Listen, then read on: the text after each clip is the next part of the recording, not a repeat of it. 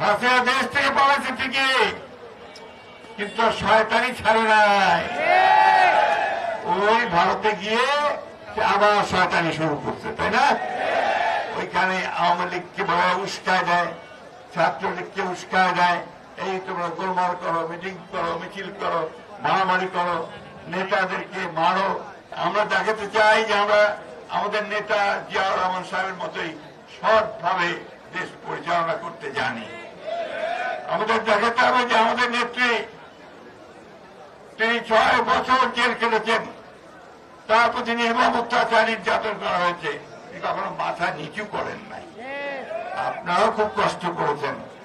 60 লক্ষ মানুষের বিরুদ্ধে মিথ্যা মামলা, 20,000 লোককে হত্যা করা হয়েছে, 1700 মানুষকে গুম করা হয়েছে, আপনাদের অনেককে বাড়ি থেকে তুলে নিয়ে যাওয়া হয়েছে, আপনাদের অনেকবার বাড়ি ঘরে আপনারা থাকতে পারতেন না, পাড়া বদল করে থাকতেন, তাই না?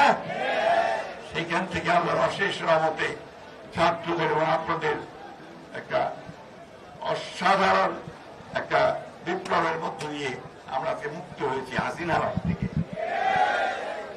হাসিনা দেশ থেকে পালাচ্ছে ঠিকই, কিন্তু শয়তানি ছাড়ে নাই। ওই ভারতে গিয়ে আবার শয়তানি শুরু করছে, তাই না?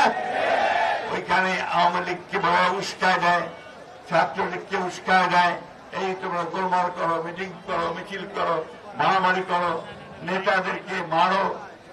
তাই করেছে, নূরকে মারছে, তাই না? আমাদের আরেক নেতা লুৎফর ভাই, তাকেও মারছে। আপনারা সাবধান থাকবেন, যদি আপনাদের কারো উপর কোনো হাত পড়ে, ওই আওয়ামী লীগের সেই হাত আপনারা ভেঙে দিবেন, সেই হাত একদম ভেঙে দিবেন। একটা কথা মনে রাখবেন, এই দাঁড়ান, 2000 শিশু, ছেলে, কিশোর, মহিলাদের রক্তে আমরা এই স্বাধীনতা পেয়েছি। এইবার 24-এ, তারও আগে 1971 সালে আমরা লক্ষ লক্ষ মানুষের রক্তের বিনিময়ে স্বাধীনতা পেয়েছি। এই দেশটা কারো দামি বেড়ায় নয়, তা আমাদের রক্তের উপর দিয়ে পাওয়া দেশ। সেই কারণেই শেষ রক্তবিন্দু দিয়ে হলেও আমরা আমাদের দেশের স্বাধীনতা রক্ষা করব, আমাদের সার্বভৌমত্ব রক্ষা করব। ওইখানে আমাদের কোনো আপোষ নাই। এখন আমরা সমস্ত রাজনৈতিক দলগুলো মিলে আমরা প্রফেসর ইউনূসকে দায়িত্ব দিয়েছি দেশ পরিচালনা করা, তাই না? প্রফেসর ইউনূস চেষ্টা করছেন দেশকে মোটামুটি ভাবে পরিচালনা করে একটা নির্বাচনের দিকে নিয়ে যাওয়ার।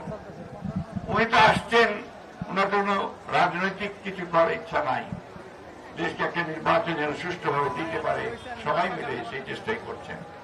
তার জন্য আমরা কিছু সংস্কার দিয়েছিলাম, 31 দফা। 31 দফা মনে আছে আপনাদের? সেই 31 দফায় যে সমস্ত দফাগুলো দেওয়া ছিল, সেগুলোই আজকে নতুন করে করা হচ্ছে।